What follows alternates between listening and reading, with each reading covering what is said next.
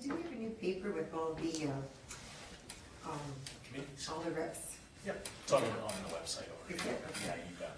Okay, 7 o'clock, so we'll call the meeting to order. There's one addition from administration under closed session, personnel under Floyd 172E. No, 17. Oh, 17? 17-2E. Oh, I apologize, 17.2E.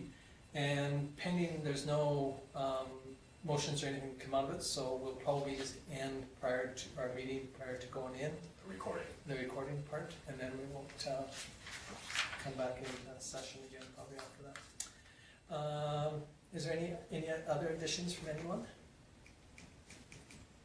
Hearing none, somebody wish to move the agenda as amended?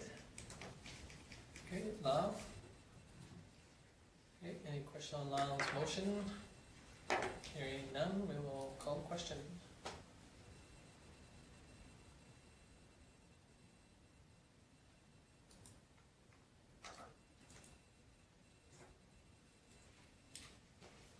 And that's carried unanimously. Again, just so that it's recorded, and Michelle won't be able to make it tonight. She had to work late, so we'll only have 6 of us. So anyway, moving on to adoption of the previous minutes of October 26th.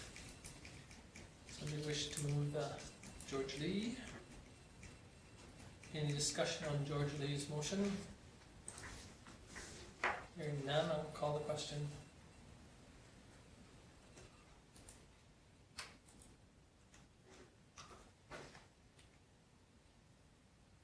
And again, that's carried unanimously. And moving on to the organizational meeting.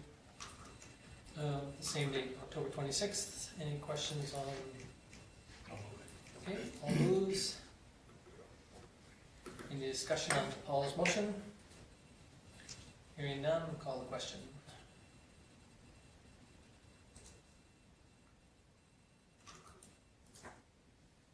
And again, it's carried unanimously. Okay, moving on to correspondence. Martin Shields, Member of Parliament, response to Town of Vulcan letter changes to RETA program. Are there any comments, questions on?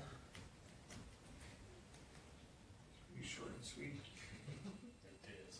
Yeah, I don't imagine, unfortunately in opposition to, number one, and then number two, not much I don't think he can do for us, but doesn't hurt for us to push it, that's for sure. Okay, moving on to SouthGrow, monthly report.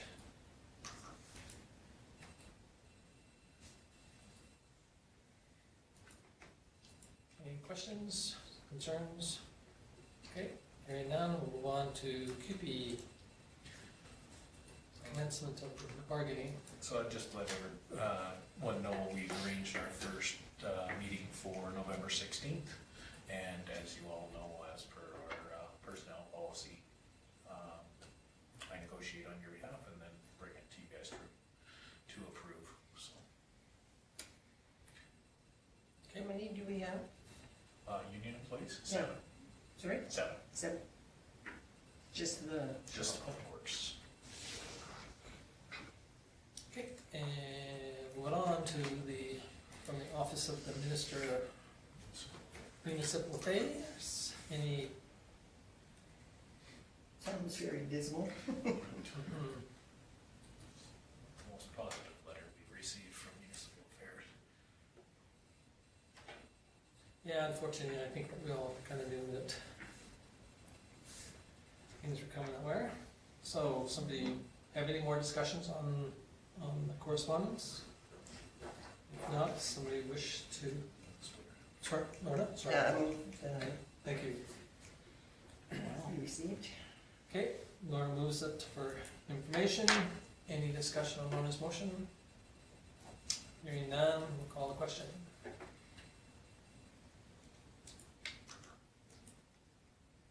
And again, that is carried unanimously. Okay, moving on to the mayor appointment bylaw. Okay, so you want to discuss, tell us? So, I've had an opportunity to talk to all of you on the phone about this. The reason why bylaws actually drafted is because of the timeline. I gave you poor information the last time we met and discussed it. The MGA that sits on my desk is from 2016, so the dates were right from 2016, but everything obviously changed in 2018 with the new amendments to the MGA. So when I phoned to talk to Municipal Affairs about it, to our advisor, he said, well, you've got some time till the end of the year, and I said, well, actually we've got till the 21st of April, and he says, oh, that's right. So I think something changed in there, maybe we should look it up. I looked it up in my book, he looked it up on his online version, he come back and said, yeah, no, the end of the year. So I looked it up online. He wasn't sure. So we went through that. What it did is condense the time frame a whole bunch. You guys actually have had just informal conversations about this. All that Councillor Taylor wanted to do was bring it forward for further discussion amongst you. Problem with that is if you actually want to do something about it, you have to get the process started this evening if you would like to, because it does have to be advertised. So what I did is I went down and looked at, after that conversation, I went and obviously asked the mayor if we could add this to the agenda. He said fine. I put that together. I went and looked for existing bylaws from communities that have done this. There's a variety of how the majority of people that have done this, majority of towns are smaller towns like ourselves, and what they've done is they've also lowered their quorum in a lot of cases so that they're basically the same as a village. A lot of them go down to 5. We were able to get enough councillors the last election. We did have a mayor acclaimed, so that is, you know, I put that information in there for your discussion. The MGA allows it. It's very straightforward. You can actually add procedures to it in your procedural bylaw of how you actually nominate for the position, that sort of thing, if you were to go that direction.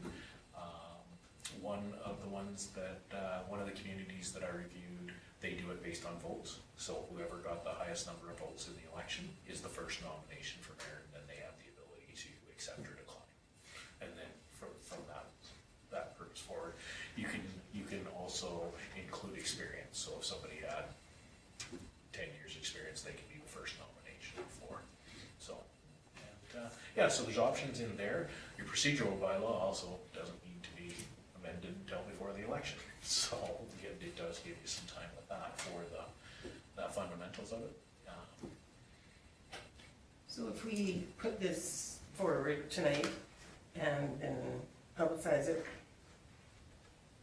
that doesn't mean we have to carry through with it, right? No. Because then we would get input from the community as to whether they think that's a good idea or not. So I think, personally, I think we have to put it forward and then we can defeat it if we want. Yeah, if we give it first reading tonight, then that allows us, the administration, to proceed with it. Advertising. And advertising process. I think with our advertising, you know, this is my opinion because, you know, we have had this methods, you know, for over 100 years of the way we're doing it right now, that we should, you know, put out a flyer, you know, Bring it to their attention, so we just don't allow it to be, I mean, because we've done it for 100 years or plus, elected the mayor from the public side instead of from within. And, you know, Kim did come up with some pros and cons. I've talked to probably 4 or 5 previous councillors that from our council and, you know, previous councils from this council, town of Vulcan.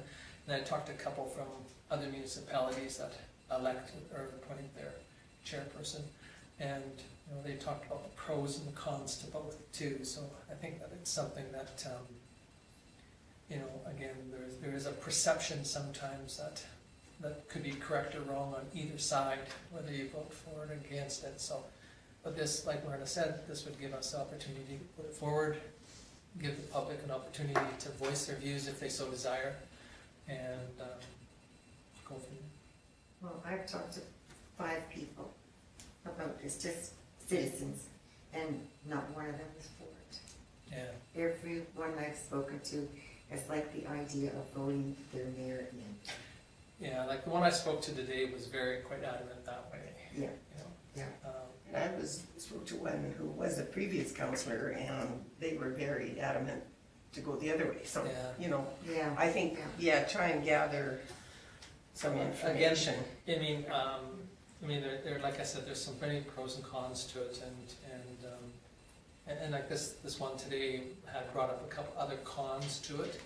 You know, even I know this will sound terrible, but if you have quite a divided council, then that lean to one side or the other, then his philosophy on it is that it kind of tainted the if there is such a thing as a neutral mayor, but the neutrality of the mayor because they were voted in by the public, not by your peers. So again, there's so many pros and cons. But I think the idea of putting out a flyer to the public Yeah. is excellent. Well, I just thought it was, And there's your time limit. you know, I mean, because we've done it this way for over 100 years, not to say that it's always right, but, you know. But that might, and if they get a flyer, that might, you know, give them some, Spur the conversation. yeah, they might actually do something. If it's in the paper, a lot of people don't get the paper anymore. Yeah.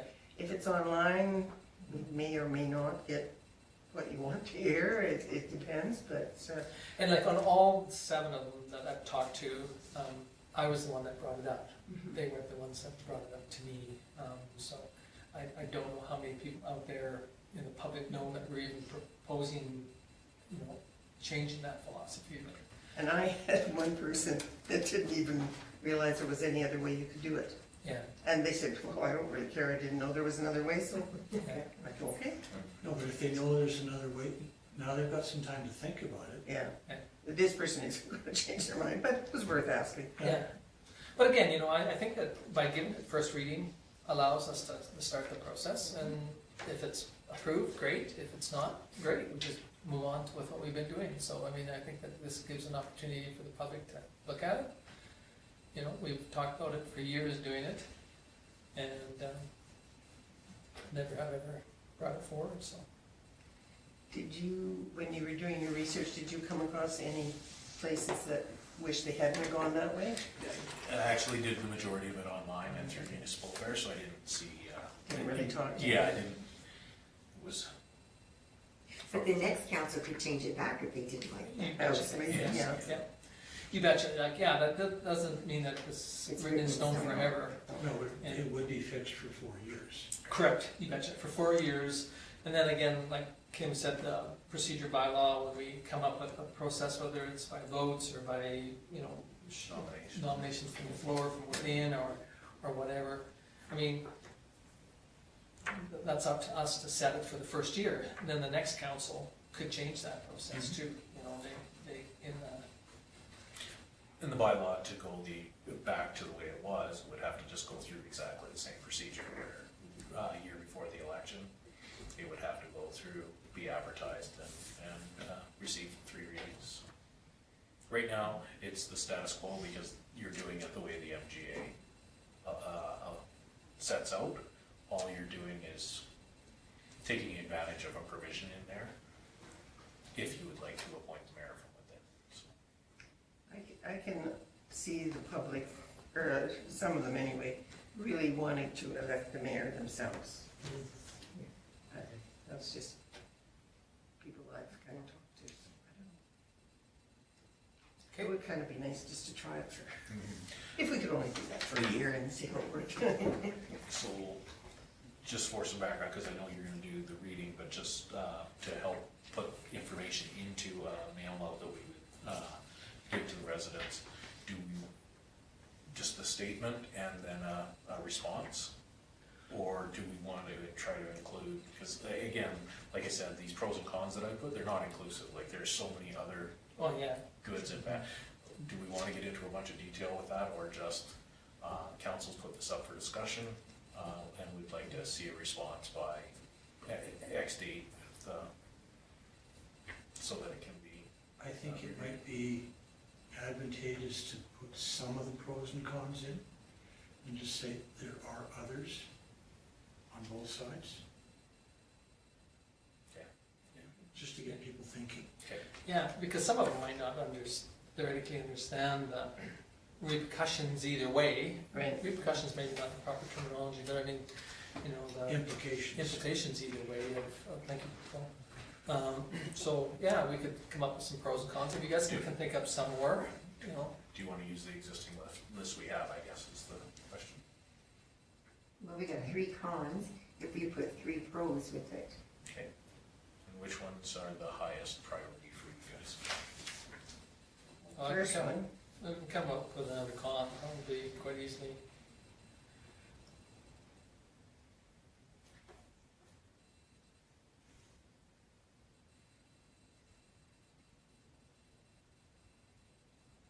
first, fourth, I would say, Yeah, for sure. So the extra ballot during the election yeah, I can go don't off. think, yeah. Okay. That was an administrative thing.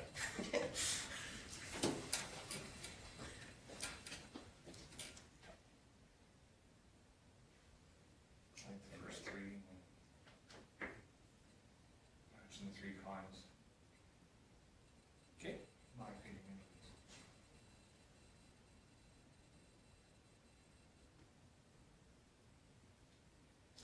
Does that sound right, fair, or? Sure.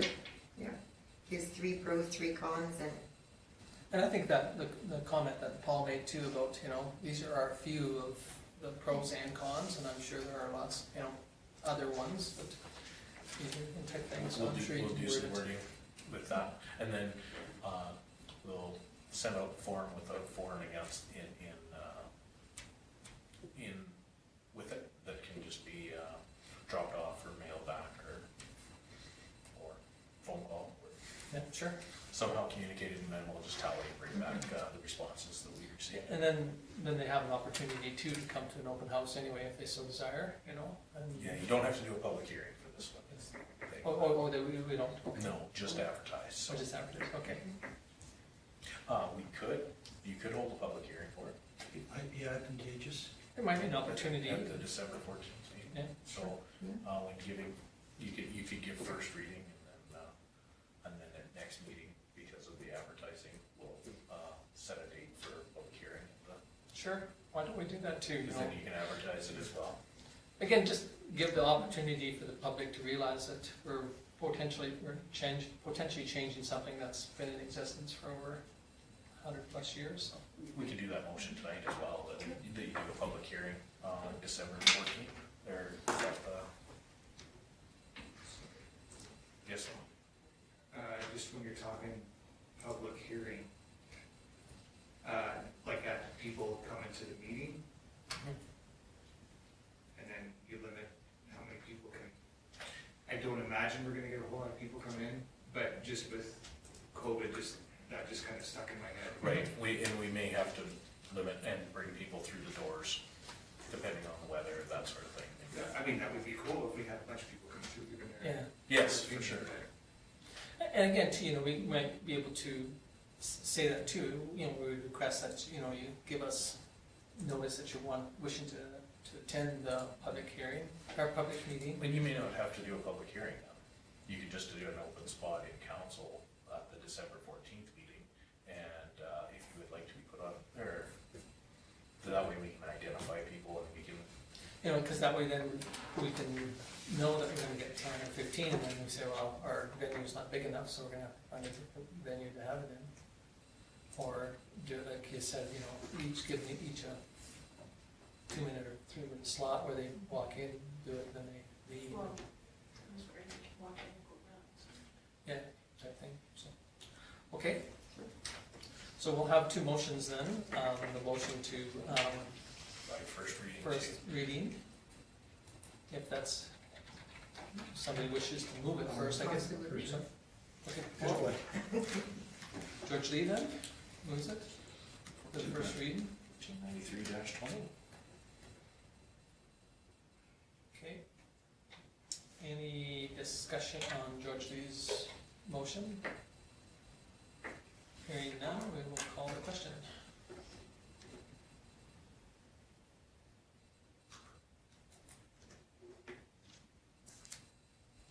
And it is carried unanimously.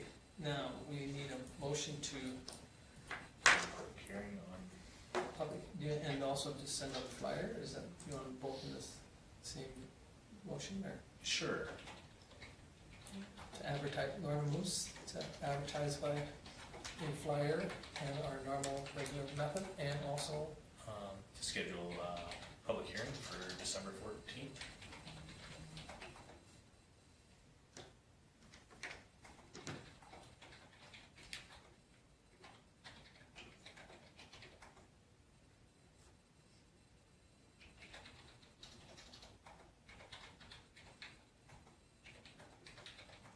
I think if you give people the opportunity to hear anything, if you don't give them the opportunity, you hear lots.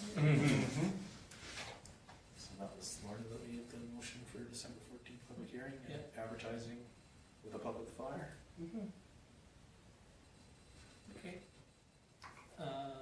Any more discussion on Lorna's motion? Hearing none, we'll call the question.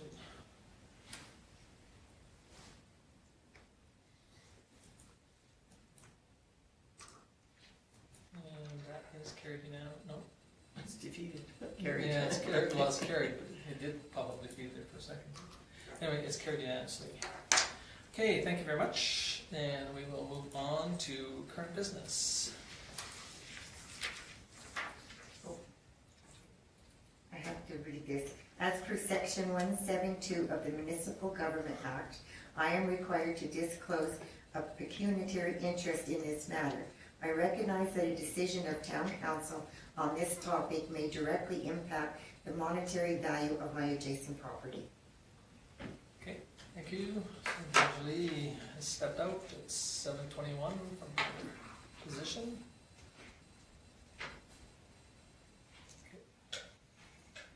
I should point out that at the last meeting when we had this, I had my for sale sign on one of the properties, one of the owners of the properties involved at the property, but that contract is no longer valid, so I no longer have a pecuniary interest. Okay, thank you. All right, so we asked administration to look into this and bring back some pricing and some pros and cons, so. So, really to go right down to it, council had asked for pricing on what the property owner had asked. Brown O'Camara provided that in their email just as $2,600 for the professional fees and $175 for the land title fees. That, when we started the conversation, obviously sent it to our planner and to our engineers. When we talked to the engineers, the town has set precedents with a cul-de-sac and a turnaround before, and that was on Ann Street in front of the two residents that are there on a dead-end road. So this. Is that a cul-de-sac? It is a cul-de-sac, yeah, and it runs very similar to this, where it's straight through and then rounded off. So Madeline, you've all had a chance to read her report. She was going to try to be here this evening, was unable to make it up due to the roads. So it's very straightforward. I did mention that I should be able to answer any of the questions the council may have on this. From a planning side, without a development agreement or any idea of how that property is going to be developed in the future, which was obviously was unclear even at the last meeting when they were in attendance. We took the approach that based on Madeline's recommendation that if it's going to be a public road, then council needs to consider the adequate amount of space for proper turnaround without, because you don't have any other plans to go by. So it is a significantly larger amount of land than what they were originally requesting. But and through that, an agreement has been drafted that can be presented back to the property owner for the roadway agreement, because it's still the same thing, it's still designating a road. You're still not tied to developing it right away. You're basically just asking them to turn it over. This is how we'll designate it. It will allow for future growth. It allows for subdivision if a developer wants to do that in the future on that property. So the agreement very specifically talks about the 0.95 or 0.095 hectares to allow for the turnaround. It does state, as per the recommendations from ORS, that all costs are the developers to bear for something like that. So, and then we added the drawings because they, as Madeline put in the report, that it's primarily the developers, as there is no benefit to the other taxpayers in town for, at this point, for this. So can you say what happened when Ann Street was done? I don't, and I couldn't find much background information on that, so, but I do know that that's what they put in place for there, because some of the original drawings that we found, that was supposed to link out onto the Connemara. And Yeah, even on this one here, Madeline did explain that there was access to the one side from the Connemara, which there is, but yet there really isn't. I mean, Because there's they not, don't like people coming in. no, they don't like, transportation wants Yeah. that approach. and that approach really has been kind of not really designated like a real normal approach. And so unless the developer comes back with a different proposal for developing access to that rest of that piece of property, there isn't an awful lot of access. No, and that was what Nancy really wanted to make council aware of as well, is this, 2000. the 2008 letter to the owner that said that all of that would be, the road realignment and access would be dealt with in a development agreement. No development agreement has ever been put in place. So they were aware of this in 2008. After After they purchased. this was to the original owner, but I do Oh, know okay. that the current owner has seen a copy of this letter. Is that, putting a cul-de-sac in there, looks like it takes quite a big chunk out of his lot. It does, but as Madeline also mentioned, it still allows for the subdivision of that lot, or for those lots. It allows for full frontage For that one. on yeah. that one, and of course, you also read in that report that we shouldn't be giving two frontages to both lots because of future development, so, you know, there would have to be something in there for an understanding of what. Which was their yeah. frontage, yeah. Yeah, so the frontage of the current property is off of Center Street. But you know, in a way, council, that piece of property did have access to street prior to somebody giving them permission to close a carport into a garage. Right. So prior to that, it was a carport, they could drive straight through into the back of the property. And then council gave permission for that carport to be changed into a garage. So it did have access to the back of the property originally, not from, so it did have Off of Center Street. off of Center Street. But that's neither here nor there. Yeah, it It's can't how- matter, yeah. But Is owner B aware of how much land is involved in cul-de-sac? probably not. This is the first time it's come back to Yeah. you guys. Yeah. So what the proposal would be is, if we pass this, is to give it back, the administration to go back to with this, With the agreement. with the roadway agreement to the developer, and then they can decide whether they like this proposal or not.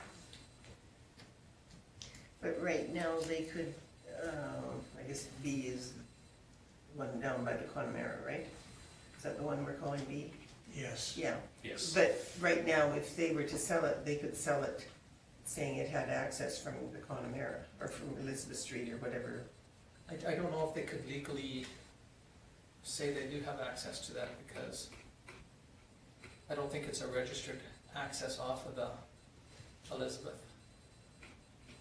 I would venture to guess it probably isn't.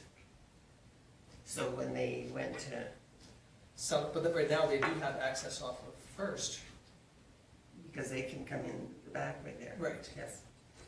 but it's only one lot, so then when they go to subdivide that, that's when they would run into the same difficulties that we are having right at present. Right. Having to come back and ask for, Existing lien, and so this, right in this 2008 letter, it says straight out, the existing lane onto Elizabeth Street is considered abandoned and not to be used as an access.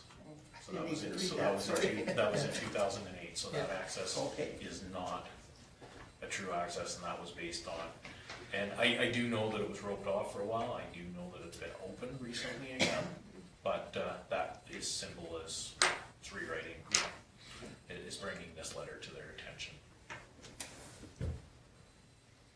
The access to this property is off of First, yeah, and again, as Madeline mentioned, if they wanted to subdivide, the main point that she wanted to make in there is not making it a dead end. If you're going to designate it as a roadway, it should have a way for public to turn around. turn around. And that's what we ran into, that difficulty is of that piece of property behind the concrete plant. There was an alley in there that was dead-ended. We needed to do a turnaround in it. We had to make a turnaround available in there for the traffic to turn around. And because we were the property owner of where the land was going to go, it became our turnaround, or our responsibility on an alley. So I would think that if we were going to do it on an alley, that our responsibility would be to take our planner's advice and recommend this to the developer, but that's up to you guys. So if and when the developer develops that property, he's gonna need something like that for the town to actually service the road and turn around, otherwise it's gonna be in his driveway, right? And see, that's kind of the catch. If we had a development agreement and we knew what the development was going to be, it might be a loop road and a loop road through where infrastructure can be looped and those sort of things. But right now, you have nothing. You have a blank map, so you have nothing to determine what that's going to look like in that property. So that's why we gave it to our planner and said, it's a blank canvas. Tell us what we should be asking for in this spot. And that's why they suggested the turnaround, because the next property owner, if it was to sell tomorrow, the next property owner might want to just split it into 2 lots and build a house back there. But we don't know any of that, so that's the hard part. And see, that other road that goes through for the units 1 to 16, it doesn't have to have a turnaround road on it because it's a bare land condominium. So that road is private. It's Yes. private, yeah. So being that these 2 properties are owned by the same owner, he could put that road through there. The only problem is that it wouldn't be a true road because it doesn't meet Right, it the wouldn't be built criteria. to our standards. to our standards. It doesn't have the width, it doesn't have parking availability or the, But if it's within the dry land condominium, right. then he can build it to his standards and maintain it. So is this area zoned for more than a single or 2 single family? Right now, it's residential, Okay, so it's residential. So it But it's could one be parcel at the moment. it's one parcel, Parcel, no so, matter what. so, and that's the hardest part through this whole thing, is trying to determine what the future of it will be. Because even with the cul-de-sac, it allows for 2 fairly good sized lots to build, single-family homes on. And if we pass this, it'll at least force owner B to really figure out what he wants to do. Well, I think it's a win-win. They're asking for access to the, parcel A's lands and also to correct a wrong that was in that area. Here's an opportunity to correct a wrong by allowing from the planner's suggestion to create this cul-de-sac. It corrects that, and it also makes that land so that there's an opportunity for him develop it either as a single or as a two lot per parcel, and know how he's going to get access to both pieces of property. Yeah, because this is the full setback. I don't know if you all remember when we turned the ortho on there, there is that 15-foot boulevard in there as well. So it's a big area, but it allows for the utility right of way to go in there, all of that we would need to consider. It also, for owner A, who made the original request, gives them full street access to the entire property. And that was a pretty important point in Madeline's report, is you don't want to give partial access. Yeah, particularly owner A wants to subdivide.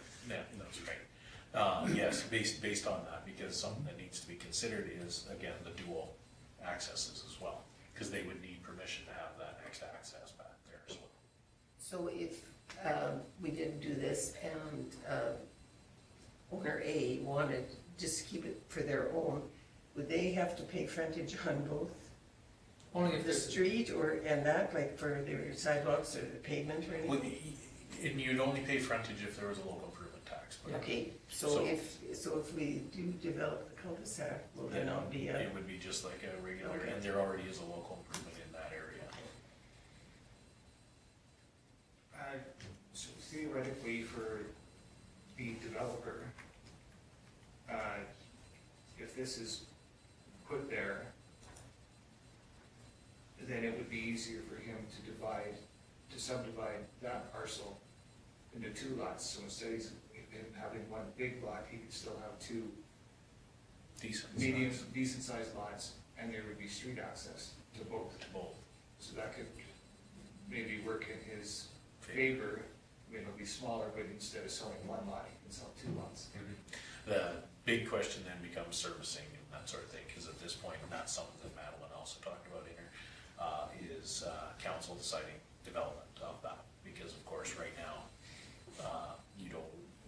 the town has no plans of developing in that area. so I think so we'd have to go back to the development agreement. Yeah, It's not- so if the subdivision, part of the subdivision application is to identify where servicing and that would come, so that would have to come with a development agreement from the developer on how they plan on putting servicing into there. There are no services in there? No, everything No. ends right here. So That's where the sewer ends and the water Okay. ends right So there. the fellow that lived in there before had no, He had okay. He didn't have. He was had hooked access, up he to had the, access to the sewer, but it was, not terribly it legal? wasn't, it was a long line. Oh, long line. That wasn't the best. So, what do you folks think? Ask me those hard questions. It's all right. I just wondered. So if we wanna do this, it goes back to owner B and that person decides from there, Yes. Yes. then I think that's what we should do.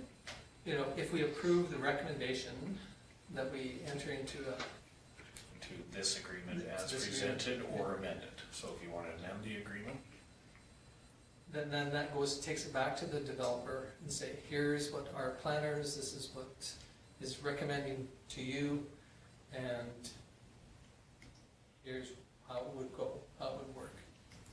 yeah, so this is probably the best picture to give you an idea of lot size, where everything's at. Like this is a normal lot, so this You divide that up.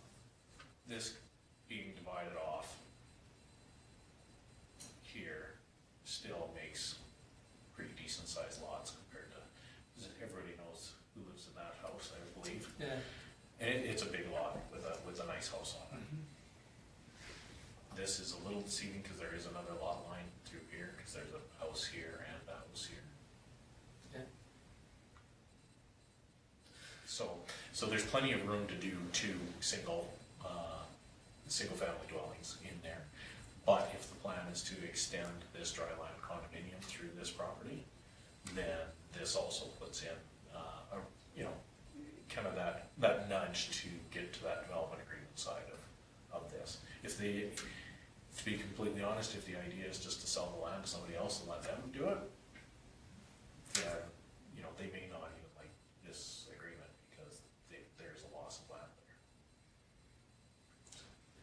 if the person develops it with one lot, Yeah, it's big. you know, even one large lot, gaining access to street and gaining access to utilities will have to be gone through a development agreement. That's right. So at that point in time, being that we've already discussed this, I would assume this would be one of the ones that would be thrown on the table right off the start. Say, if you wanna develop that property as a develop a piece of a lot, here is what we would like, so that you have access to it properly, and, you know, And opens up the door for council if they see benefit of 2 or 3, possibly, you know, if lot 10 were to subdivide, you could possibly see 3 new homes go in there. It puts council in a position where through your local improvement, you guys could develop that cul-de-sac and servicing and put it straight into local improvements. But it gives lots of options.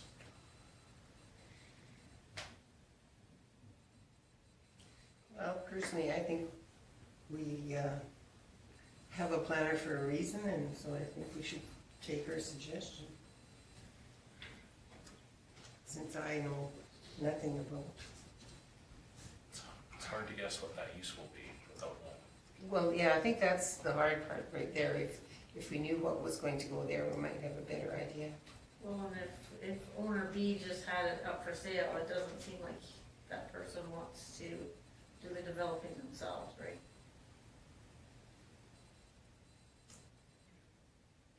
And again, this addresses the original request for access.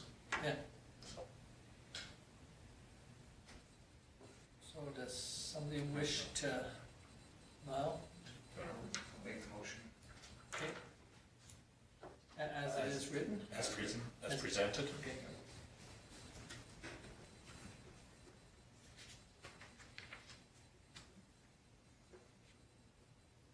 Okay, any discussion on Lyle's motion? Hearing none, we'll call the question.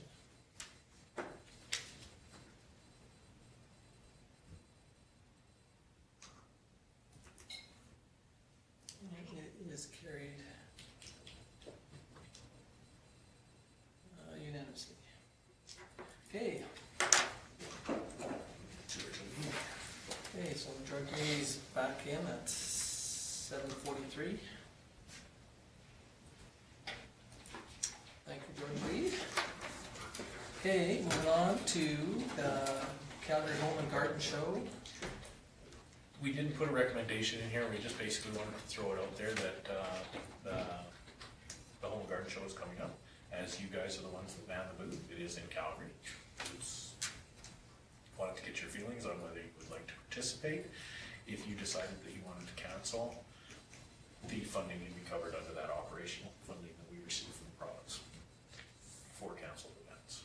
So it's more for your discussion. You don't have to. Is this what most is? Yes, Yeah. yeah, that's that municipal operating Okay. system. I was trying to figure an acronym, and trying to figure out what it was.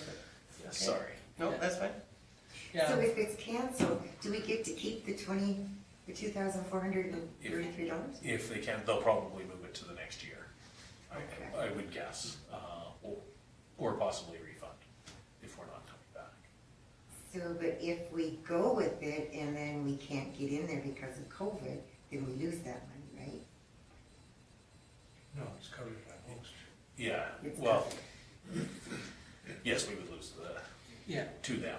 We're gonna lose money in this Either way. regardless of what we do, unless we're actually standing there participating.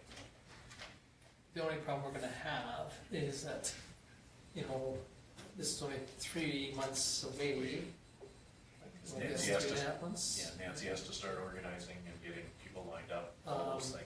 The bad thing about it is that we don't know what's gonna happen next month for sure, in December, what our numbers are. Our numbers are definitely not trending very Very well. nice A little the bit down last today. week, it's been kind of dismal.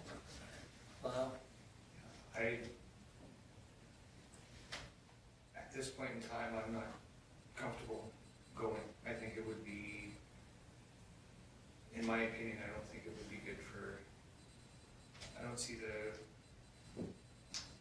benefits to the town with it, because I think everything's still fresh in people's minds. I'm not sure if we get very many people going anyways, and heaven forbid if we're there interacting with people and one of us brings something back to town. I just don't think it's Or worse a good than that, idea at this time. all of us bring something back.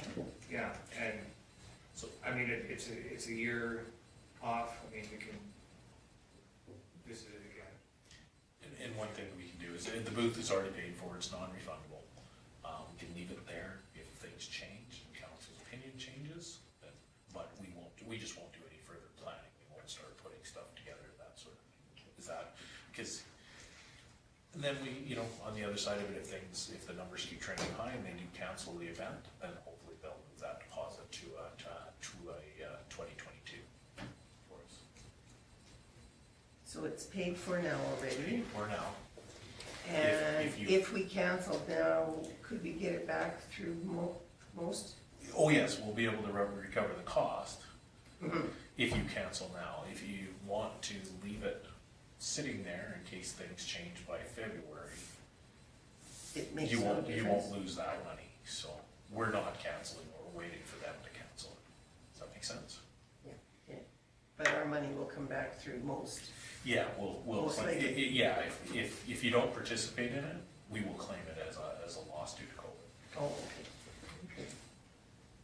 Yeah, because I don't particularly feel comfortable going either. So it'd be just Kim and Nancy. Yeah, and I can tell you straight out, neither one of us are No, I just was being- too interested in sitting in Calgary for. I'm sure I could take on a couple of it, but I'm sure that I would be sleeping on the couch for 14 days in the garage. Yeah. Yeah, so really, you can just receive this for information, and I can pass that along to Nancy to just not to do any more planning. Okay, somebody wish? Now, oh, sorry, Yeah. if we backed out the next year and everything was all hunky-dory, would we find a spot in there for us? Oh, yes, and that's one of the reasons why keeping Money in keeping there? on the list Is will okay. keep us with where our booth is, those sort of things. Okay.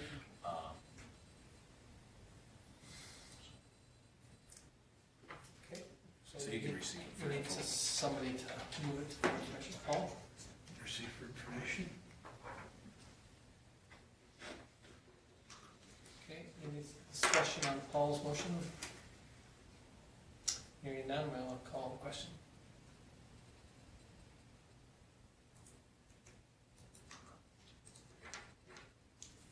And it is carried unanimously. Okay, moving on to 6.3, the public arts by 9 in the line.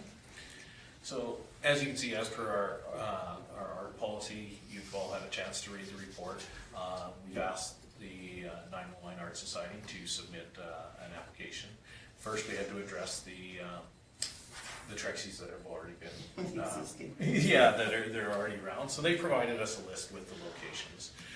They also gave background of what they would like to see in the future. They've made a request for 2 others, and this really speaks to the policy working properly, because what it did is the application came in, we were actually able to contact a group that was responsible for one of the spots that they'd like to put, that was the Marion Fisher sign.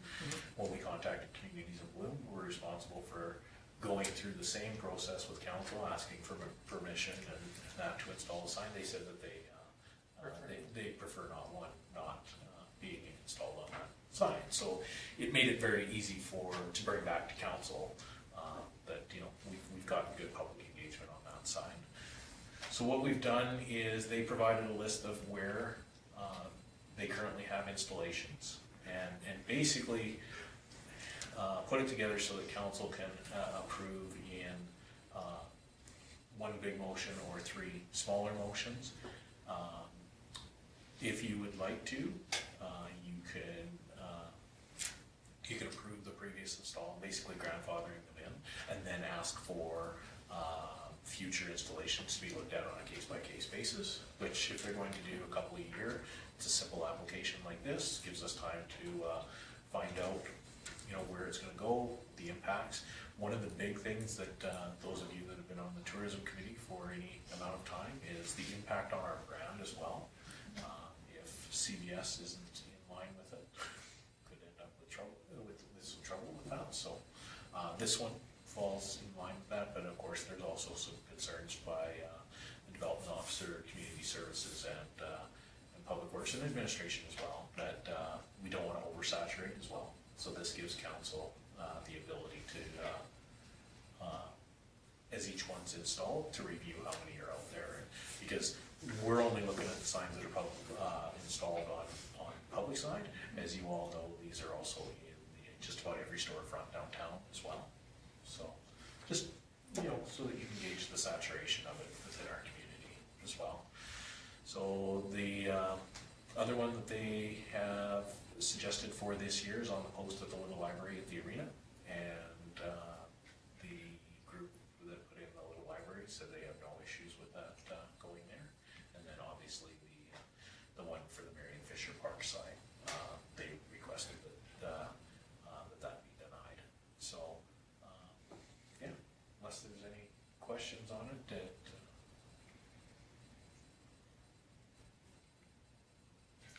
Well, Are you looking for, are we making 3 separate? you can, if you like, you can do it all as one as well. You can just put the words "and" after each. I'll make the motion that we do the 3 at the same time. Yeah. Would you like me to read them out to you? Do you want me to read them to you? I'll read it as one motion. The council approves the previously installed Trexie Arts installation at the locations identified in the correspondence from the Nine in Line Creative Arts Society dated October 28th, 2020, and that all future installations of the Trexie be submitted to council as per the policy C12 on an individual basis, and that council approves the installation of a Trexie on the post at the little library at the Vulcan Arena, and that council deny the request for the installation of a Trexie on the Marion Fisher Park site.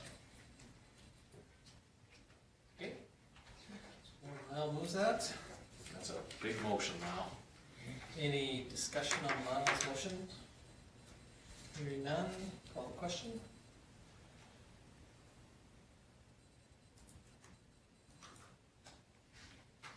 And it is carried unanimously. Okay, moving on to committee reports that were submitted. Mayor Reeves. I was not there, or did not attend, I should say, so, but, Looks like Mayor Spearman got beat up a little bit. he's a big voice. You can take it. I don't think so. Okay, any questions on that one? Okay, moving on to the golf course.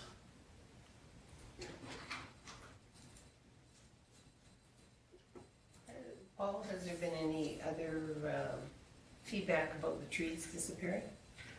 I haven't heard a peep. Oh, I saw quite a few, like, don't do it, don't do it, don't do it. And I mean, it's not that all the trees would go, it'd be every other tree. I know, but this is, that's why I was just wondering if you had had any feedback yet. Well, the thing is that there's trees behind them.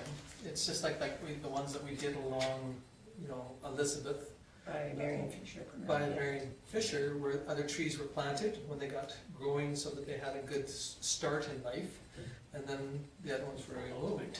And so I think it's not like the ones on the golf course are even larger than the ones on the Marion Fisher Park there. So I don't think the majority of people will even know that they're gone. Other than when you're riding your bike and you don't get smacked in the face by that tree branch, so I don't think the majority of people even know. Oh, I agree, because like when I drive by Marion Fisher Park now, I don't even notice it. Yeah. The first week or two, it looked quite old, Yeah.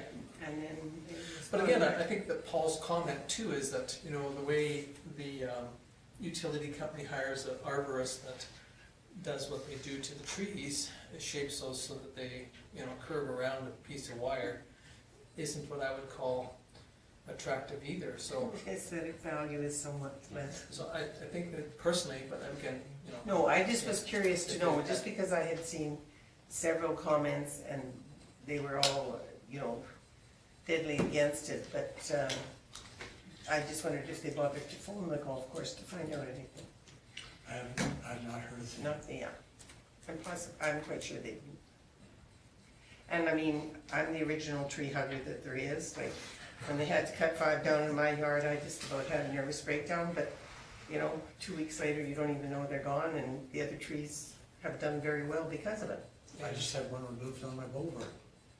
Sometimes it is opposite, isn't it? They do flourish much Oh, they better do when much they, better. you know, when you do get, Thin them all. when you do thin them. It is unfortunate too that, you know, they encroach on the power line and the power line creates other issues when they, you know, the trees touch them, and it is unfortunate, but, you know, they're, the type of trees that they were aren't the friendliest either.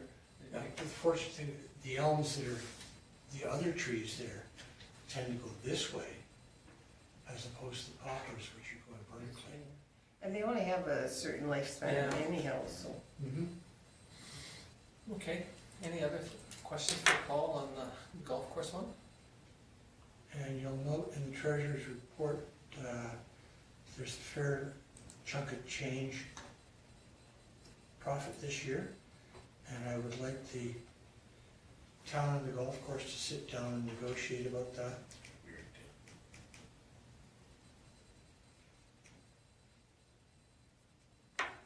Okay, any other comments, questions? Okay, hearing none, we'll move on to Twin Valley Water Services Commission. It was short and sweet, it was just an election of their officers. It's just approve the budget, right? Was this, I'm sorry, Paul. Water rates. Yeah, Water. to approve the budget.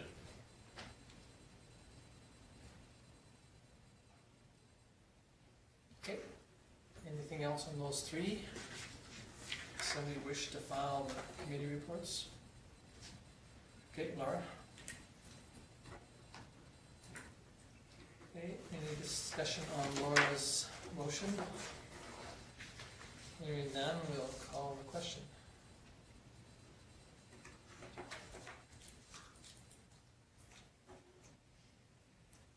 And that's carried unanimously. Okay, moving on to councillor reports. Mr. Councillor Taylor. I had a virtual fresk meeting on the 28th. And still fighting with the AHS over who does what and so forth. There is a rate increase, which Kim's aware, or should be aware of, amounts to $210.87. So it wasn't a huge increase. And other than that, I might suggest, if you're trying to do a Zoom meeting, try Microsoft Meetings. It seems to work a little better. The only issue we had is one person didn't have good internet connection, so we had to kill the video portion of it and just go with sound. But until she got on, it was working just fine. All right. That's all I've got. Okay, any questions from Paul? Hearing none, we'll move on to Councillor DeBolt. I had the rec committee, and I apologize, I forgot my book at home. I had everything wrote down in, but I'll try to remember it. The budget still has some tweaking to do. Bonnie said that her and Janice weren't finished working on it yet, so as soon as she gets it done, she'll bring it back to us, because we want to see it revised and how it's going to be before we agree to it.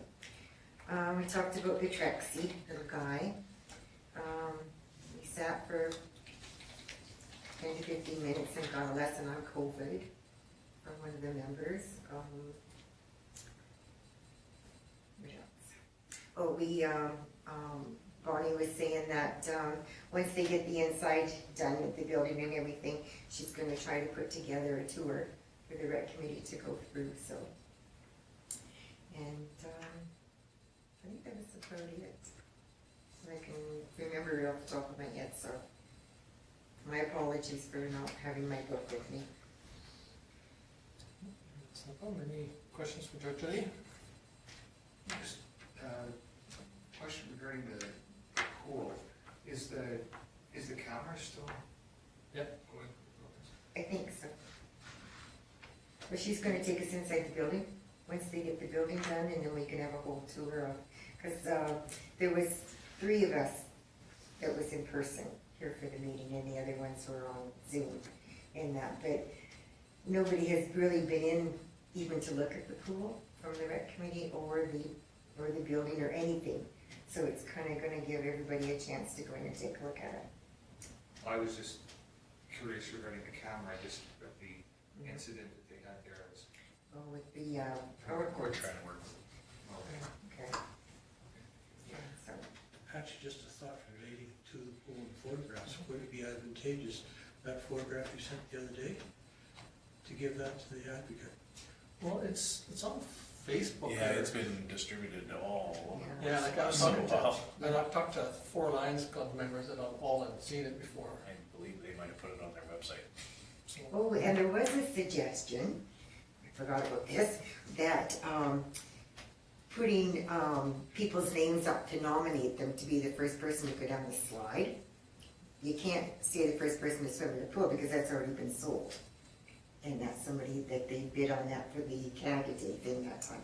But for the first person to go down the slide, you can nominate somebody and that, and raise money, like people will say, okay, I'll pay $15 to see this person go down, and, or you could nominate somebody else and say, and a bunch of people get together and say, okay, we'll put $200 on this person to go down, And then and make kind of a raffle. And they out get of it. to haul them up and then throw them down the slide or push them down the slide?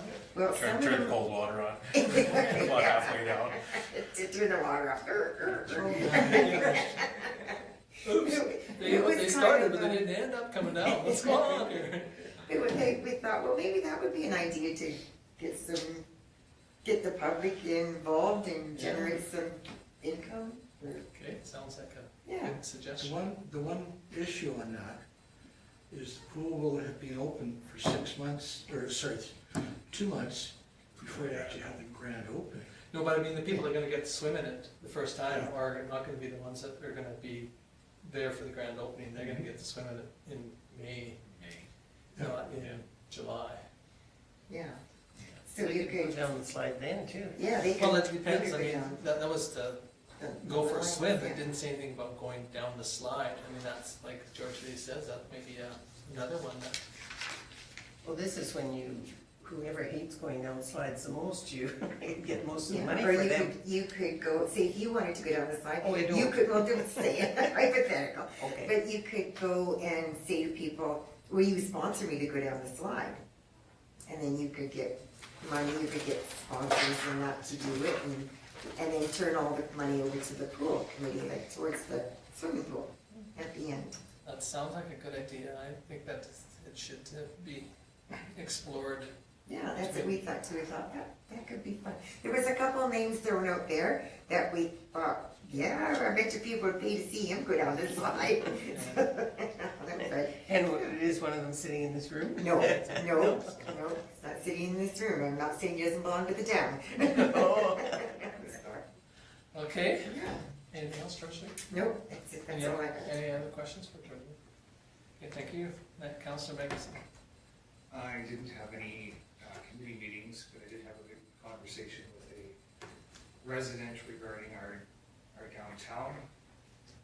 Just a statement that our streets looking great, our streetlights are looking great. What can we do about properties that are not being taken care of? There's one on Center Street that's for sale. There was actually 2 on Center Street that are for sale. They're kind of in rough shape. They're saying, well, can't the town just go tell them to bulldoze them down? And I said, well, it's not a dictatorship. is there a process to get people to, like, one property is for sale and you can't even go in and have a look at it because it's in such rough shape? Is there anything? The only option we have under the bylaws is through the unsightly. So that would be residents coming in and finding it complete with bylaws. Complaint about it and what the follow-up is. There, we don't have any architectural standards for windows, doors, those sort of things on our main street. So the fight back on the unsightly, as long as the building is standing there and functional, which could be argued on. One that I know you're talking about. Yeah, it's a hard one on the main street. Can anything be done on safety or health? Yes. And I know those calls have been made in the They past have. on those buildings. That's how the old dentist's office came down, was based on health. So just have them submit something to Allard, or hands basically tied. Well, from our side, we can look at it from an unsightly, but really there's no garbage strewn around them, those sort of things. That, you know, there's no lawn to take care of things that are specifically in our community standards bylaw. Right. So it's pretty tough on those ones. But I guess if they have concerns, they could address them to administration. Yeah, absolutely. And from a public safety standpoint, then building codes and Alberta Health. Okay. Anything else, Lon? Any questions for Lon? Okay, Councillor Thomas. I have had no meetings the last couple weeks. Mine are actually this coming Thursday and the following Wednesday. Okay, any questions for Laura? Thank you, Laura. We'll move on to Councillor Armstrong. Well, like Mr. Bolt, I left my book at home after I went to a lot of trouble writing it all out. So you'd think I'd remember, but I do this with my grocery list too, and I don't remember when I get to the grocery store. I did have my Marcos Foundation. We were going over the budget. Three of us spent probably 4 to 5 hours ahead of time. The CAO had done it up in financial person, but we went over trying to find anywhere that we could save some money and did our very, very best. So that took up most of the meeting.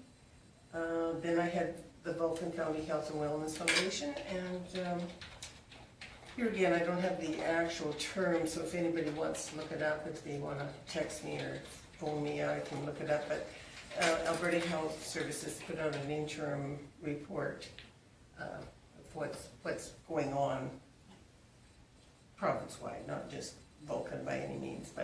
And if we had any comments or questions we want brought forward, we were to take them to the executive committee of the Health and Wellness Foundation, and they would forward them on. Because of COVID, we're doing direct mail fundraiser, so you may have all gotten a letter in the mail already.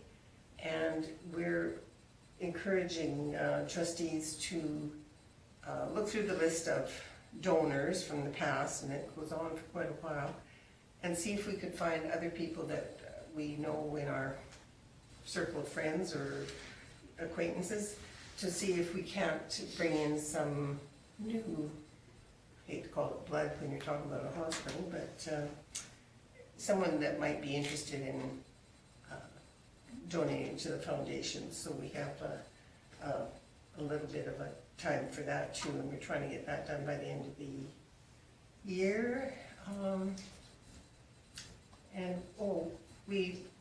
Paul mentioned his meetings were virtual. Both of these were in person, and we actually got to have the Health and Wellness Foundation in the first meeting room there, that when we went in for the tour, it was just on our right-hand side. And think there were about 14 of us, and to socially distance, we took up that whole room. So it was quite good.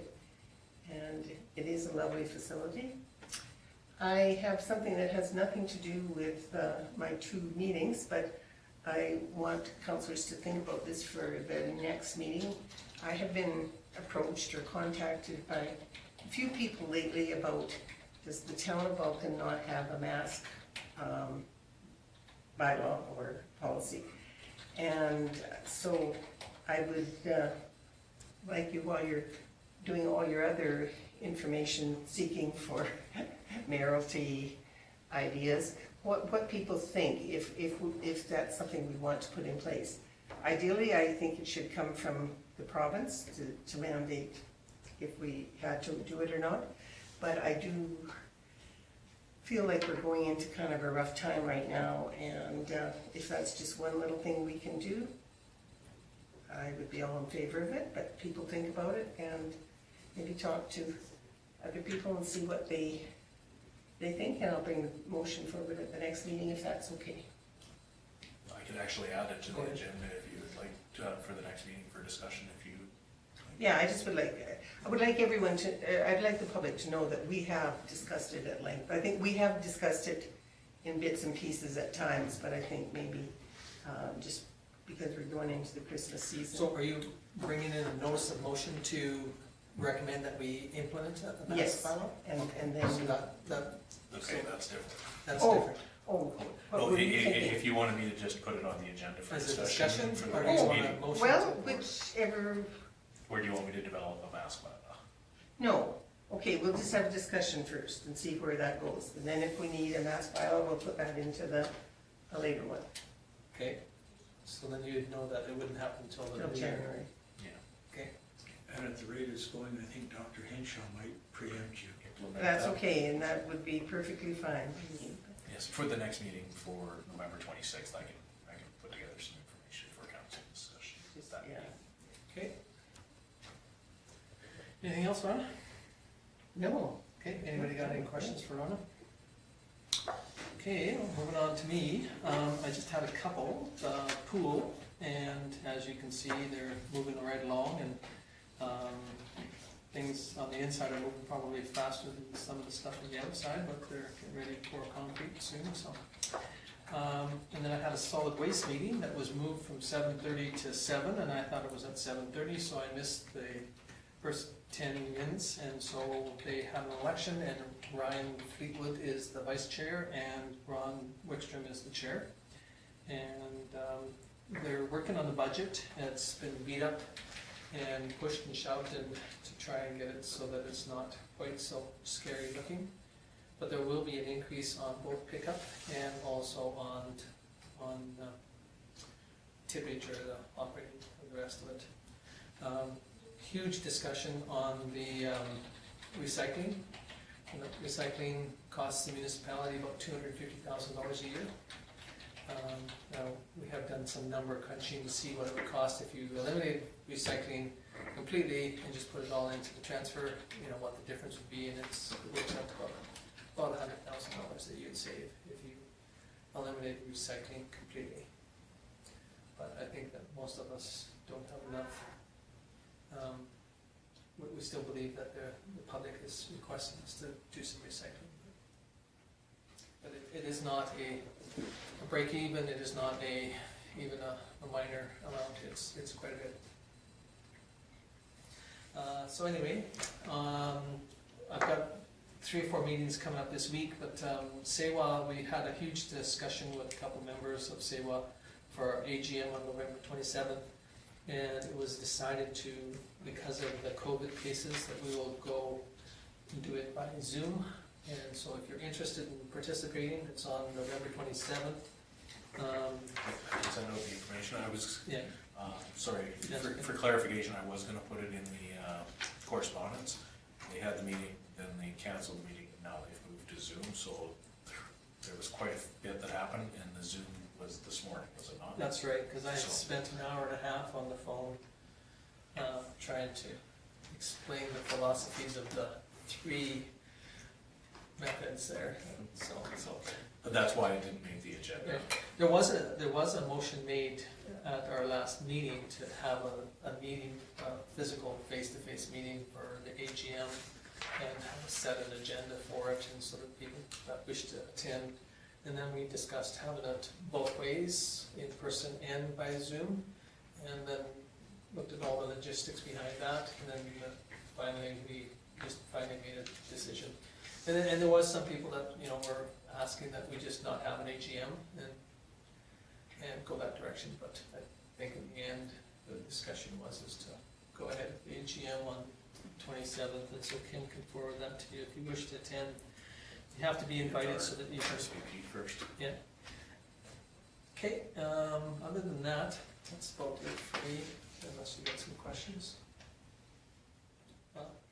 Just in regards to recycling, I've been in Natton a little bit more often in the past few weeks. Do they have a different recycling program? I see they have two different. Bins, blue bin and a black bin, yeah. Picked up by the same company, and they take theirs supposedly to a sorting plant, and then what happens in the sorting plant is, but it costs the municipality, you know, to pick up of both, so, yeah. And for ours, when we deliver down there, it's the waste authority that Yes, picks it up. they pick it up from there, and they do the sorting, and then they have to sort everything, because people cannot read, you know, a newspaper can be a drink cup. That's a newspaper in some people's eyes, so it goes in there, or, you know, the newspaper could be a McDonald's wrapper and you know. Bag full of styrofoam. Yeah, so it all goes into it, so they separate it out. The one in Nanton, or Coaldale, or, well, yeah, Coaldale and Colehurst and some of those ones, they have a company that picks it up, and it goes through a MRF, which, you know, separates out the stuff that they believe is good, and then the rest, they don't tell you where it goes, and it costs you for either one. Just curious. Nanton went through quite a process. They, for their commercial, they do take cardboard. Cardboard does have a value to it, and metal has a value to it. Tin has no value to it at all. No value. Glass has no value. Plastic is no value. Now tin they do try and eliminate and by masquerading it as something else. But in glass right at the moment, they are stockpiling it, but again, it has no value. So when, you know, when the recycling group of Alberta says, you know, there's, you know, they should be starting to charge for people to be able to, you know, purchase a straw, you know, get a straw in your glass. You know, when somebody says, okay, here's your glass of pop, and it's going to cost you $25 because $2.50 is for the pop, and the rest is for the container and the lid and the straw. I think that they're going to see that it will fall off, and nobody's going to be buying pops in that type of container. So I think you're going to see a lot of businesses go out of business because of not being able to offer fountain pops and stuff like that. And that's what they're pushing for. Is that the people that design it and build it are the ones that should pay for the recycling. So who's that? So you buy a television set that's comes in a cardboard box with styrofoam around it. All of a sudden, the television's $1,000, but it costs you $250 to get rid of the box and the styrofoam. You know. But anyway. It was neat to know there's a little more to the story than. Well, it is unfortunate. I mean, it's just that until there's a need for the product as a recycled item, you know, it has no value, and so, yeah. Waste to energy plant. Okay, anything else for me? Okay, hearing none, somebody wish to move the councillor reports. Lyle, thank you. Any discussion on Lyle's motion? Hearing none, we'll call the question.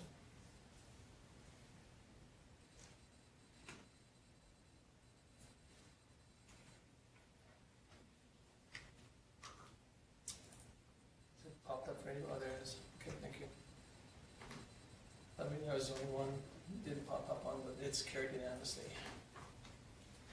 Okay, moving on to activities report. So as you can see, we've accomplished everything from the last meeting. Unless there's any questions of anything outstanding on the on this, the majority of the ones that are outstanding are long-term items, things like the opening the pool. The one update on the Agricultural Society, you all got the email. They did disassemble the majority of the stuff, packed it so that it can be shipped. Obviously, the snowstorm didn't do anything, so nothing is physically left the facility yet. So we provided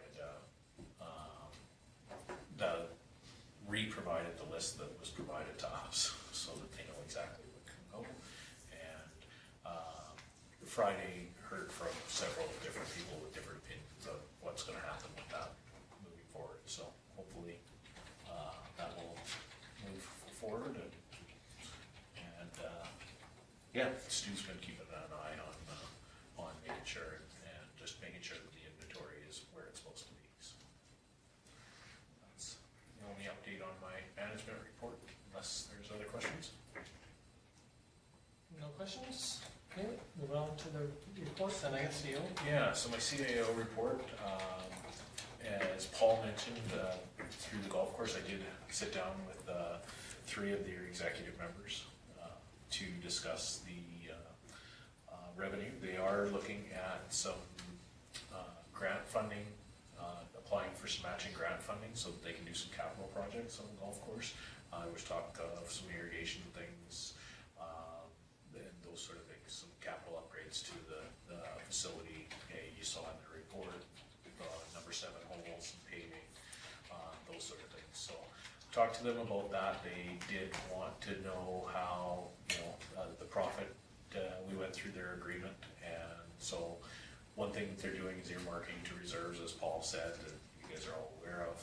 And there was, I guess the end of the comments that were made through the end is we're getting very close to the end of that loan payment. So if there's profit by next year, there should be a discussion on possibly clearing the loan and moving forward with it and doing away with that agreement. So they'll possibly, if they have a good year next year, we'll possibly see the golf course executive before council to discuss the future. This year was pretty good for them based on COVID being the only recreation around. So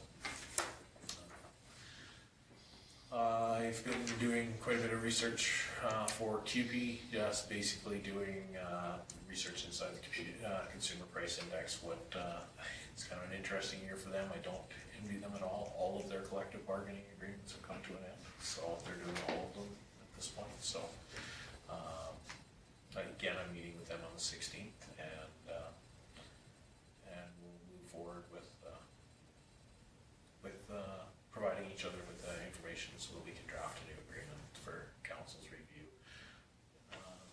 Tim's obviously up in Edmonton, so I've been dealing with bylaw complaints through the CAO's office, which we've done in the past.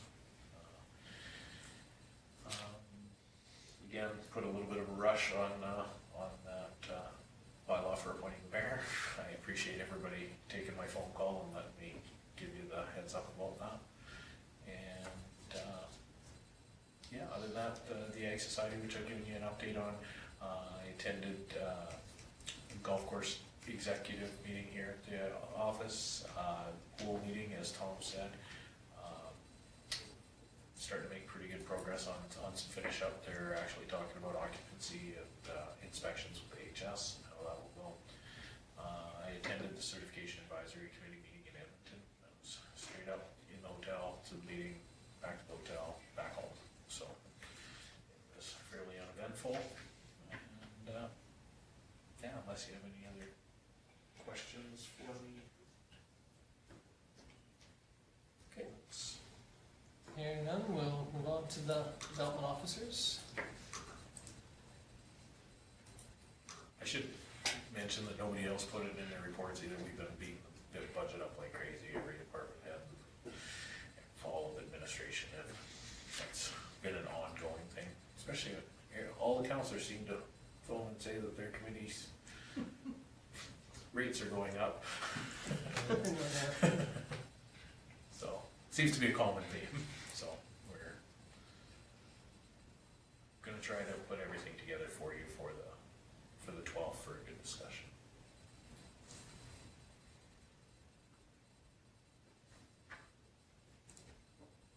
Okay, anything else on, or anything on zone officers?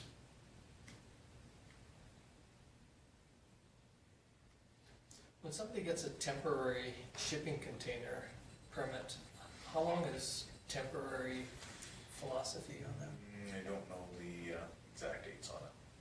Because, I mean, there are a couple There's a around, couple that are around town. in community that I think need to be looked at. The one that's in the driveway? Well, there's one in the driveway, and then there's one that was parked on, I would say, right away, and it's still there, and the door was flopping open the other day in the wind, so you kind of sit back and say, is that it's still in need of being where it's at, or is it time to, and then there's one in behind a motel that's been there for a couple of years, that we have the bylaw, and MPC, Go through the permit process. MPC has given permission for some of them, and well, I think then we need to visit them. Anything else on Nancy's? Okay, if not, we'll move on to Public Works.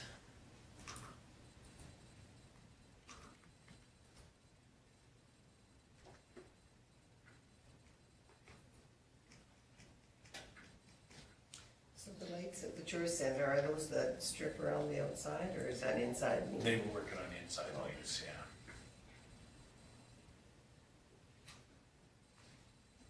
So the public works guys, the public works guys pulled their money together to get a washing machine? for the- Yeah, I haven't had a chance to talk to Stu about that. He didn't come in this morning. We're obviously doing snow removal, so I'm not sure how they did that. So I was gonna clarify that. Yeah. Yeah, because it sounds pretty cool that they did that. Yeah. But they don't say anything about a dryer. It's mostly just to wash the road rags up and that for the COVID stuff. We used to use the laundromat for doing mop heads, things like that, but with the new volume, they just decided doing it there. I do remember having the conversation, didn't know when and how they were gonna buy, I don't know.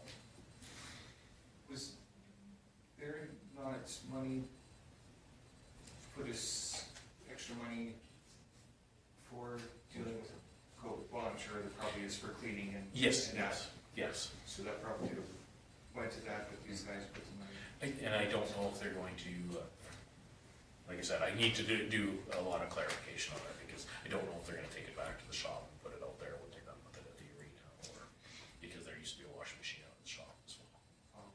And when we stopped, washing coveralls and that out there, then we didn't need it anymore, so. So did you have a clothesline, or you hung them up outside? or- The shop, we had washer and a dryer. Okay. And we just, that was before we were with Canadian Linen, when they supplied coveralls.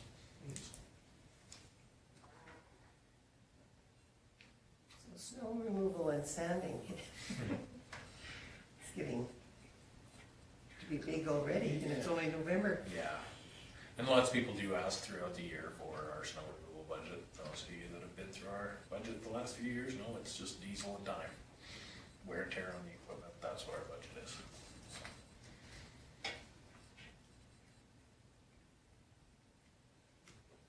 Okay, any other questions for Stu's? Okay, if not, Community Services Manager report.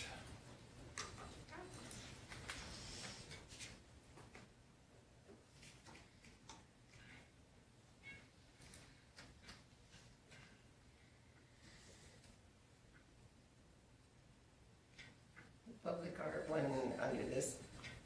I just think it's really neat that we have such a strong art society in town, I have to keep remembering I need gifts to go in there because they have some absolutely amazing things at very reasonable prices. Wish we could get more city people down to have a look.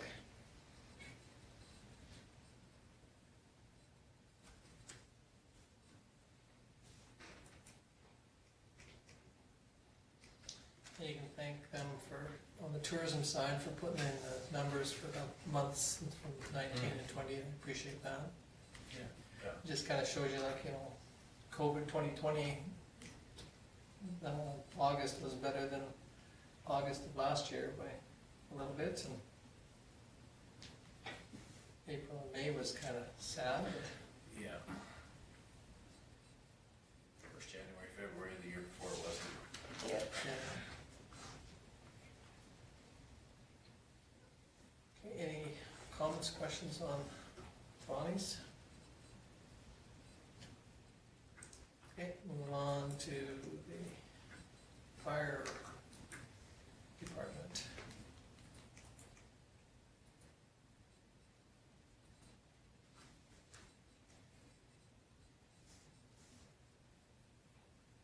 Assume we'll get year-to-date on them soon. So,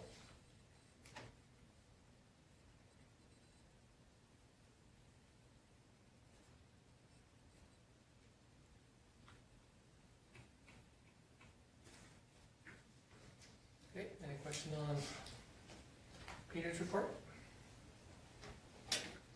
Okay, hearing none, somebody wish to move the administrative reports, Georgia Lee? Okay, any question on Georgia Lee's or discussion on Georgia Lee's motion? Hearing none, I'll call the question.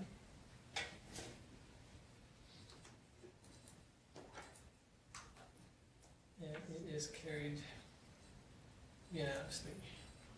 Okay, I need a motion to go into closed meeting. Lorna? as per point section 17, 2E for personnel. Thank you, yes, exactly. Okay, thank you. And any discussion on Laura's motion? Hearing none, we'll call the question.